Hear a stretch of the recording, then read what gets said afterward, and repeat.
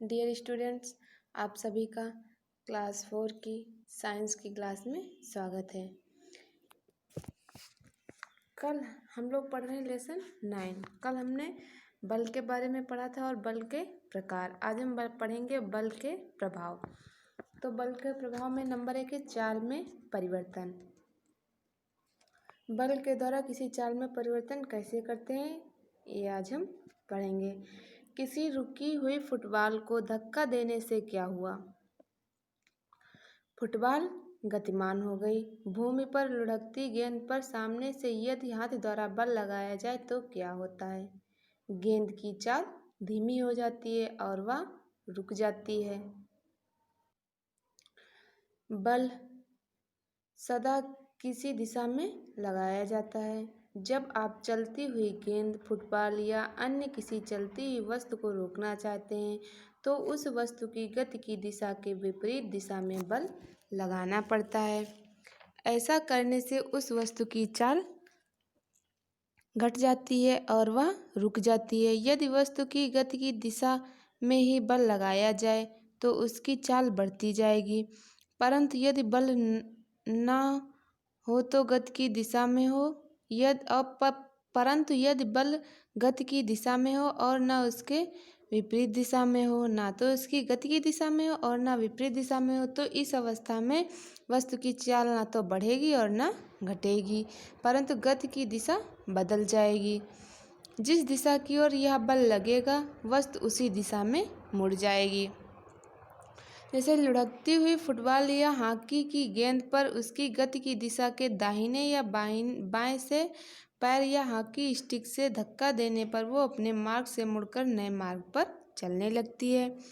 अतः किसी वस्तु पर बल लगाने से उसकी चाल में या गति की दिशा में या दोनों में ही परिवर्तन हो जाते हैं। नंबर 2 है आकार या आकृति में परिवर्तन। कुछ ऐसे भी उदाहरण हैं जिनमें बल लगाने पर भी गति में परिवर्तन नहीं होता। उदाहरणार्थ रबड़ की गेंद को अंगूठे और उंगलियों के बीच रखकर दबाओ, गेंद दबकर कुछ चपटी हो जाती है।